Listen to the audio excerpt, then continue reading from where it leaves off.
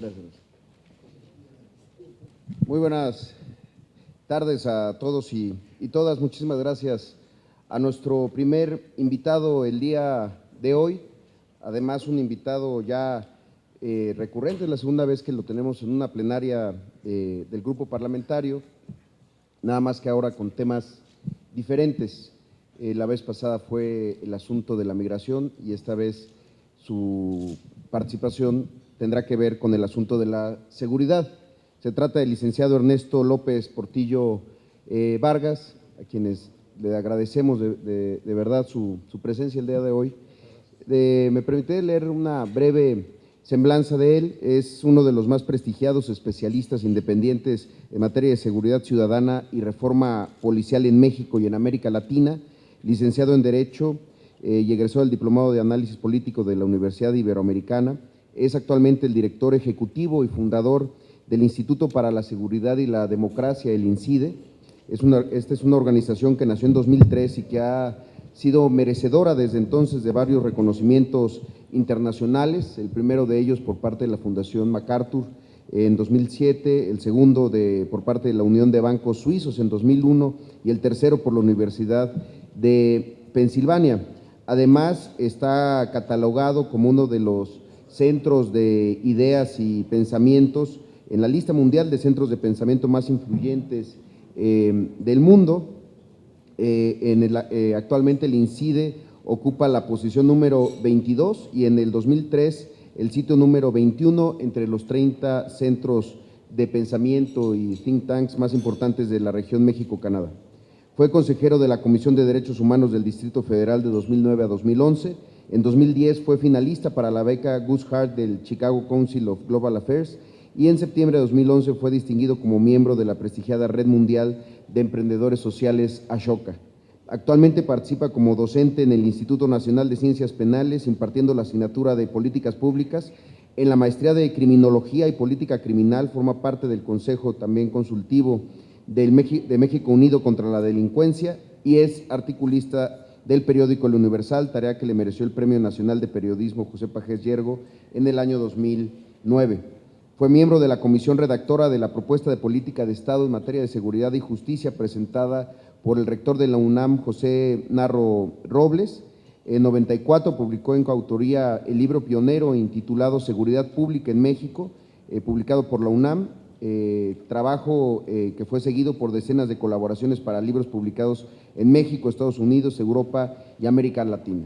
Su más reciente libro coordinado es Responsabilidad Policial en Democracia, una propuesta para América Latina, publicado por el INCIDE y el Centro de Estudios de Seguridad Ciudadana. Muchas gracias, Ernesto, y tienes el uso de la palabra.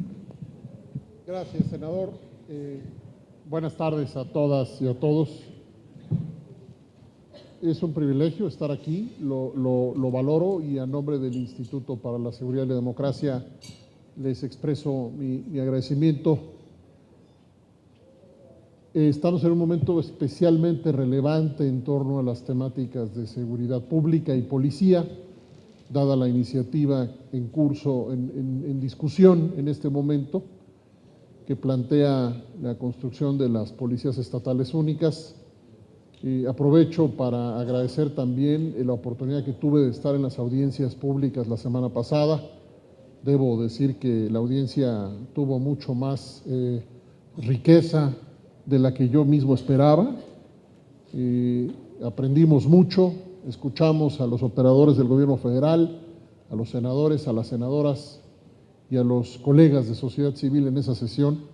Así es que celebro estar cerca pues, de los trabajos del Senado y lo considero sin duda un privilegio. No existe un modelo teórico que pueda medir con precisión lo que podemos entender como el colapso de un régimen político. Los más acreditados académicos y analistas, sin embargo, parecen coincidir en el sentido de que el arreglo político mexicano está produciendo hoy más conflicto que soluciones.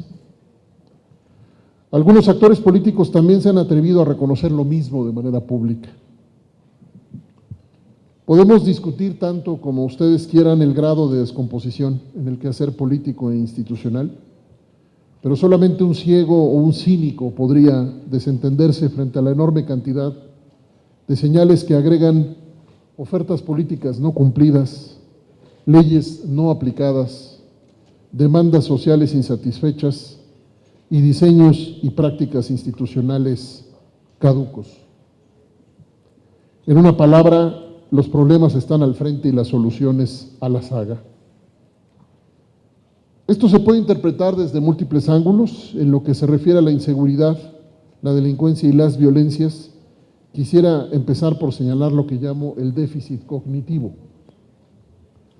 Ustedes seguramente han estudiado disciplinas que en algunos casos se han desarrollado en México al menos durante un siglo. En el caso de la seguridad pública, solo apenas hace 20 años publicamos el primer material especializado en la historia de este país. El texto se denomina Seguridad Pública en México, Problemas, Perspectivas y Propuestas, y fue editado por la UNAM. Este material lo escribimos precisamente motivados por la total ausencia de formulaciones teóricas. Estamos hablando de que hasta hace apenas 2 décadas, los tomadores de decisiones en esta materia ni siquiera se habían preguntado por la existencia de referentes especializados de consulta. Es cierto, México ya cuenta con una masa crítica que de hecho crece de manera acelerada, pero la verdad es que aún hoy la inmensa mayoría de quienes diseñan e implementan políticas de seguridad pública lo hacen basados en la intuición. Este fenómeno tiene una implicación especialmente relevante porque el desequilibrio del conocimiento técnico y la sobreinfluencia de la intuición ha hecho posible que la clase política y los responsables de las instituciones entreguen la responsabilidad de la seguridad precisamente a quien más se ha desarrollado en el plano intuitivo, es decir, la policía. Marcelo Saín, colega argentino que combina experiencia académica, política y policial, acuñó un concepto especialmente potente para describir esto. El concepto es el siguiente: desgobierno político de la seguridad. La tesis de Marcelo es que los gobiernos de los partidos políticos de todos los colores en América Latina cedieron a la institución civil armada, la policía, y en ocasiones a los militares, la gestión de la seguridad. No se trata de desacreditar el saber experto de la policía y las Fuerzas Armadas.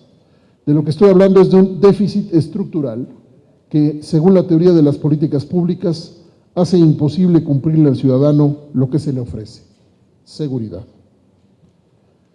En un reciente ejercicio que hice con mis alumnos, comparamos los diagnósticos de los programas nacionales de seguridad pública de los últimos 4 presidentes de la República.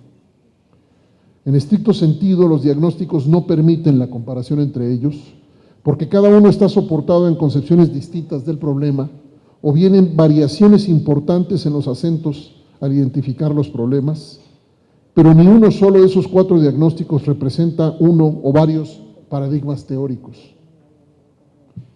Me interesa, por cierto, destacar que en esos 4 programas nacionales, la formulación del problema apenas incluye, si acaso, la mención respecto al déficit de la calidad de las instituciones responsables de la seguridad pública. Excepción hecha del documento programático 1995-2000, que constituye el ejemplo más avanzado entre los 4 respecto a la inclusión de información empírica que representa la mencionada debilidad institucional. Para decirlo de otra manera, en palabras más sencillas, si uno quisiera preguntarse qué le pasa al país en materia de seguridad pública solo mirando estos programas, la conclusión inevitable sería que caminamos en reversa. Los invito a ver esos documentos para corroborar lo que afirmo. A mi entender, esos programas representan con especial fidelidad el déficit cognitivo que es, al mismo tiempo, causa y consecuencia del mencionado desgobierno político de la seguridad. Siempre he pensado que cuando uno cree que algo no funciona, debe preguntarse ¿para qué sí funciona? Para mí esta ha sido una herramienta interesante y útil de análisis, inspirada desde luego en diversas disciplinas que ayudan a la interpretación de los fenómenos sociales. Si llegamos a 1994 sin que el régimen político demandara conocimiento especializado al servicio de las políticas de seguridad pública, es simplemente porque el régimen no lo necesitaba. Las políticas funcionaban para algo distinto a lo que ese conocimiento propone. La pregunta es, ¿para qué han funcionado esas políticas? Veamos. La cesión a favor de las instituciones armadas, civiles o militares, para la gestión de la seguridad, se fundó históricamente en un pacto de lealtad política a cambio de impunidad. Por décadas hemos explicado esta fórmula. Los actores políticos configuraron una concepción precisamente política de la seguridad, a la manera de asidero de su propia seguridad, y a tal concepción asociaron una idea de la policía como un brazo armado de control social, beneficiado con amplios márgenes de autogobierno y por esa vía de impunidad. Instituciones policiales a la vez leales, autogobernadas en términos operativos e impunes. Es lo que el régimen político mexicano engendró. Un régimen que justamente en la medida que logró reproducirse y perpetuarse en coordenadas autoritarias, en esa medida jamás necesitó concebir políticas públicas responsables de la seguridad e instituciones policiales profesionales. Lo dije en el Senado la semana pasada, ahora lo repito, la fractura policial es hija de la fractura política. Tal vez entre ustedes habrá quien piensa que exagero, porque han sido testigos de esfuerzos serios, prometedores e incluso exitosos en algunas partes del país en materia de seguridad pública. Por un lado, es cierto que en México hay márgenes de distancia en estos temas entre unas jurisdicciones y otras, que nos harían pensar que estamos hablando de distintos países o de distintas épocas incluso. He sido testigo del uso de las más avanzadas tecnologías para la operación policial en el centro y norte del país. Al mismo tiempo he mirado a policías lesionados con arma de fuego porque el chaleco antibalas que cargan no sirve. Como he visto a otros policías con 3/4 partes del cuerpo quemado porque allá en algunas partes de la montaña de Guerrero es práctica común mandar a la policía a apagar incendios porque no hay quien más lo haga. Entonces tal vez sí podemos hablar de distintos Méxicos. Apenas hace 2 días, junto con un grupo de empresarios y de la mano del gobierno municipal de Ciudad Juárez, iniciamos con el pie derecho hacia la certificación de estándares profesionales en la policía de ese municipio, ejercicio que tenemos al 70% de avance en la ciudad de Querétaro. Entonces sí, reitero, hay varios Méxicos, pero en la inmensa mayoría del territorio nacional, según mi experiencia basada en 25 años de cercana observación a la práctica policial, permanece en mayor o menor grado de visibilidad y sofisticación este esquema que engarza a los responsables políticos de la policía y a los responsables operativos de la misma en una componenda que al mismo tiempo reproduce la lealtad política y la impunidad. Hagamos con fines didácticos una distinción entre lo viejo y lo nuevo. Ustedes lo saben, es muy difícil encontrar cuadros técnicos expertos en la formulación de políticas públicas de seguridad a lo largo del país. Esto no es nuevo. También saben que el representante promedio de las instituciones policiales no tiene las competencias profesionales mínimas necesarias para servir y proteger. Tampoco esto es nuevo. Pero si estamos hablando de fenómenos históricos, entonces, ¿qué pasó en las últimas 2 décadas? Cuando los indicadores de la inseguridad objetiva y subjetiva, es decir, la percepción, cambiaron aceleradamente en negativo. Alguna vez escuché a Luis Astorga, investigador de la UNAM, hablar de las instituciones policiales y militares como una suerte de intermediarios entre el crimen organizado y la clase política. Para el caso de la policía, que es el tema del que yo puedo hablar, la hipótesis es plausible. En mi concepto, el autogobierno policial, precisamente porque inhabilitó cualquier proyecto auténtico de profesionalización, justo por ello colocó a las instituciones policiales en una condición estructural de debilidad que terminó dejándolas en disponibilidad para el mejor postor. Una condición estructural de debilidad, repito, que terminó dejando a las instituciones policiales en disponibilidad para el mejor postor. Y en muchos casos, el mejor postor ha sido y es el crimen organizado. La combinación de esta doble fractura, política y policial, es el trasfondo de la tragedia en Iguala. Es una tragedia que tiene un fundamento, una explicación, un origen, una motivación que solo puede explicarse recogiendo todos estos ingredientes propios de una crisis estructural del Estado. Estos apuntes apenas se asoman a la complejidad extraordinaria a la que se debe acudir para tratar de entender en dónde estamos parados. De manera reciente he venido afinando una hipótesis en la que sostengo que el continuo de este fenómeno histórico que negó la profesionalización de la clase política y de la policía, hoy es representado por una sistemática aversión a la complejidad a manos de la propia clase política y de los operadores institucionales. Le llamo aversión a la complejidad. Lo trataré de poner de manera simple. Se quiere simplificar algo que no puede ser simple. La enorme cantidad de reportes internacionales que hoy fluyen en estos temas tiende a coincidir en la necesidad de aproximarse a la seguridad pública precisamente desde enfoques que se hagan cargo de la complejidad. Déjenme darles un ejemplo. En el reporte apenas publicado denominado Por una América Latina más segura, del Banco de Desarrollo de América Latina, se responde a la pregunta, ¿por qué algunas personas delinquen y otras no? Las 40 paginitas de ese capítulo presentan una afortunada síntesis de montañas de conocimiento acumulado en las últimas décadas y nos permiten entender que no es aceptable una política pública frente al delito que evada reconocer la especificidad de los factores de riesgo que se quieren intervenir y transformar. Recomiendo en particular mirar ahí los conceptos de propensión criminógena y exposición criminógena, cuya explicación en 4 páginas es suficiente para hacernos cargo de que el conocimiento elaborado a través de instrumentos técnicos es condición sine qua non para tener una expectativa razonable de éxito para la contención del delito y la violencia. Aquí se muestra parte del evidente consenso internacional a favor de la plataforma de profesionalización de las políticas públicas y las instituciones de seguridad. Quiero relatar brevemente 2 eventos especialmente relevantes a mi entender que representan esta aversión a la complejidad, esta resistencia al uso de plataformas técnicas avanzadas para el diseño, implementación y evaluación de políticas públicas en seguridad. 2 ejemplos. Tuve la oportunidad de redactar el que yo creo que es el primer anteproyecto de ley que creó el Sistema Nacional de Seguridad Pública. Déjenme platicarles algo. En este primer anteproyecto había una estructura diseñada para producir conocimiento.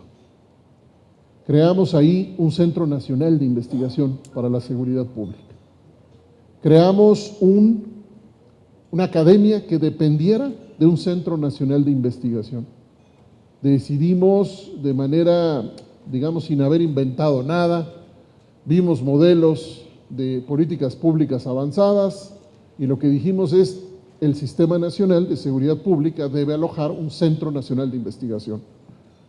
A la primera revisión del proyecto le recortaron esa parte.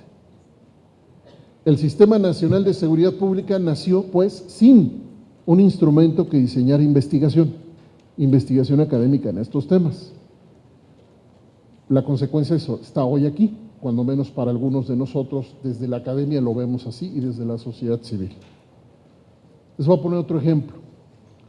Este tiene que ver con el DF, y algunos lo recordarán, seguramente el senador Delgado lo recordará, y esto puede motivar discusiones, adelante, las que ustedes quieran. Lo que yo voy a decir es tratar de describir un hecho.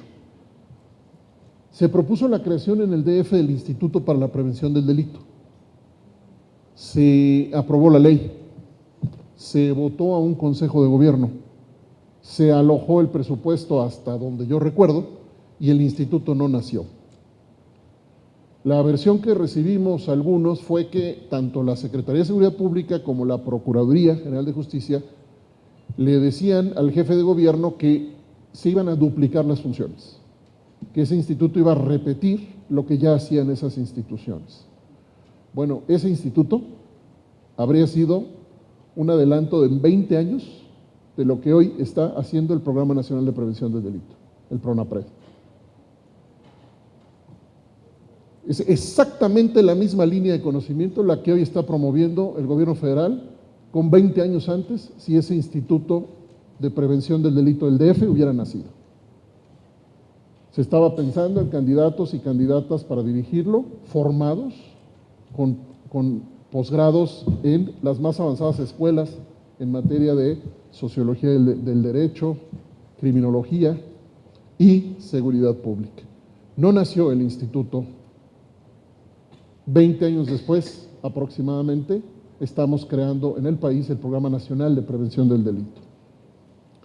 Termino con una reflexión,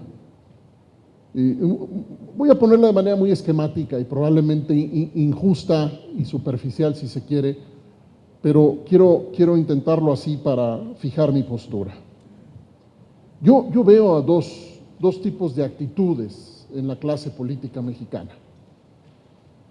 Una actitud indiferente ante la profesionalización de las políticas de seguridad, indiferencia que resulta debilitando las iniciativas encaminadas a la formación de cuadros técnicos profesionales en estos temas, y en ocasiones, y debo decirlo de manera muy poco común, una actitud a favor de la profesionalización de los cuadros expertos en estos temas. Fíjense ustedes que hoy la iniciativa del presidente de la República al final se monta en una historia, si queremos verlo así, en una historia de debilitamiento del municipio. El municipio se ha acercado a nosotros, presidentes municipales y equipos, durante 25 años, preguntándonos cómo resuelven los problemas de seguridad. Y muchas veces las y los alcaldes se acercan diciéndonos, pues no es que no queramos, es que no sabemos cómo, no tenemos los instrumentos o no tenemos los recursos. Uno podría decir, como dice la iniciativa, que el problema está en el municipio, pero uno podría decir algo muy distinto.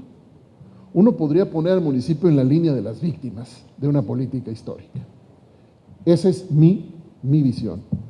Mi visión es que los municipios, cuando lo intentan, necesitan remontar con estreñimiento de recursos y presiones políticas descomunales, pero también mi visión es que los municipios están al frente o deben estar al frente de la tarea.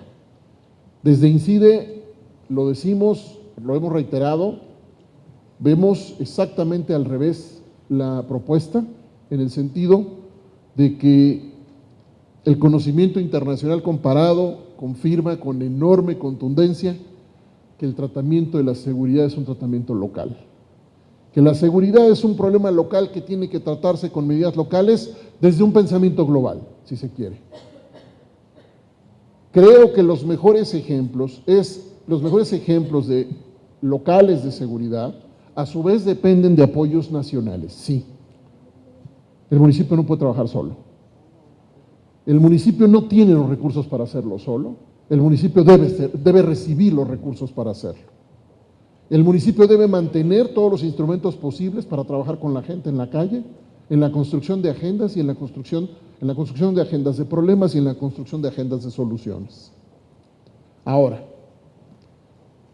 si el diagnóstico en poder del Ejecutivo Federal hoy dice que el problema fundamental de la corrupción asociada al crimen organizado está en los municipios, yo quisiera que ese diagnóstico fuera claro, transparente y realmente tuviéramos un elemento objetivo para poder validar esa postura.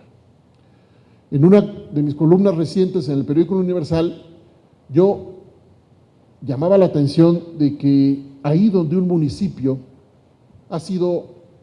en un municipio se ha consolidado un poder criminal, mi primera pregunta no tiene que ver con el municipio, la mía. Mi primera pregunta tiene que ver con la Procuraduría Estatal, la mía. Estas son formas distintas de abordar un mismo tema y uno puede decidir políticamente recargarse a la visión municipalista o recargarse a una visión centralista. La decisión política, a su vez, puede tomar argumentos a favor de la postura que uno previamente haya adoptado.